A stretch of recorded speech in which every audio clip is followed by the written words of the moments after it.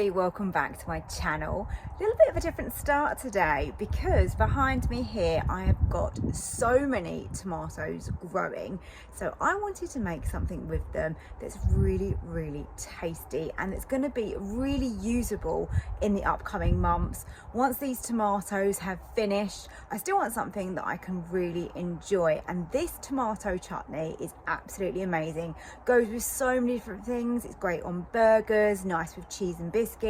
It's quite versatile to what you can actually eat with it. Once I've picked these, let's get in the kitchen and let's go and make this absolutely delicious chutney.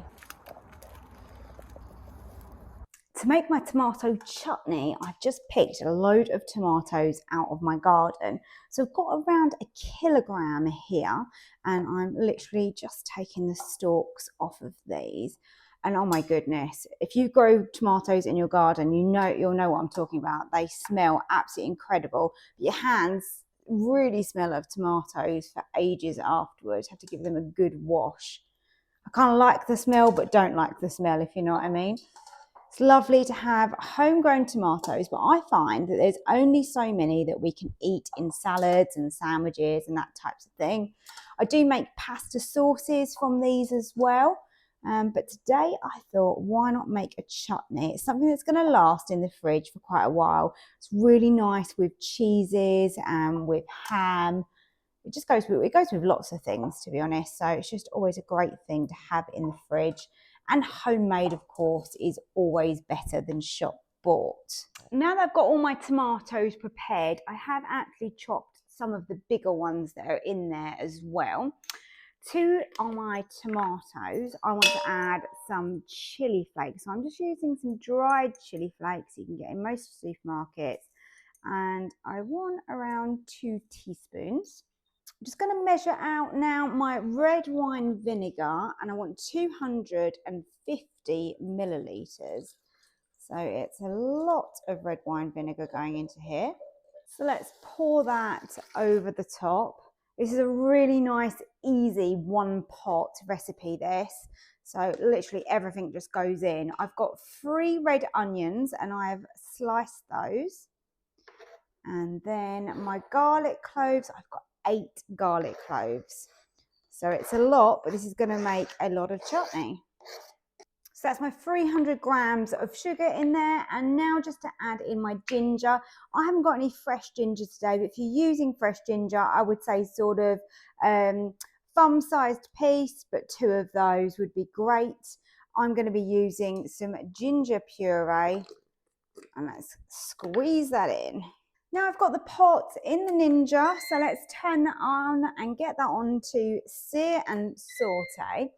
I'm going to put it on a high heat to start with, just while we give this a mix and we start getting some heat going in here. And then I'm going to lower it and bring this just down so it is simmering. And we're going to simmer this for 45 minutes over a medium type heat. I'm thinking level 3, but I will see how it goes. And basically what we want to do is within that 45 minutes is break down those tomatoes, really soften those onions, and it's going to make the garlic tender and sweeter and not so harsh as well. So 45 minutes on simmer, and I'll be back. Once you've been cooking this for 45 minutes, it's going to look something a bit like this. We want to reduce this further, and we now want to make this really jammy. So the way to do that is to just basically increase the heat and keep going. So I'm going to cook this on a higher sear and saute now. I was finding that between level 2 and 3, I don't know if you find this with your Ninja Foodi, but it's quite different. Level 2 feels like it's not doing a lot. Level 3 feels like a bit too much. So you choose really. But now, anyway, I'm going to go up to level 4. I think it should be more than enough. And this is really going to blip away now. And this is going to continue cooking down those tomatoes, but reduce the liquid that we've got in here and just make it, like I said, jammy in texture. And it's going to be super delicious and then really intense in flavour. So give that another 20 minutes. After the 20 minutes is up, it is going to be super jammy, just like this. It's reduced so much and it smells absolutely beautiful. So this is making a really decent batch. It's even nice to give away to people, maybe as like a little gift. You could do like a little hamper for somebody.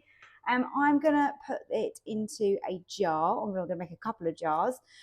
Sterilize these, and then once that it's in here and it's nicely sealed, you can put it in a cool, dark place for sort of 3 months, I would say, and it would easily keep for you without a problem.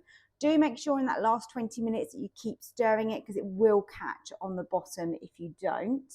And then once you've opened a jar of this, keep it in the fridge and it's still going to last probably a good month. So here is my beautiful tomato chutney with my homegrown tomatoes. This tastes so incredible. It's got a bit of a hint of the chili in there. It's got a beautiful sweetness, a hum of garlic in the background. It's absolutely delicious. I'm going to be having that with some cheese and some crackers.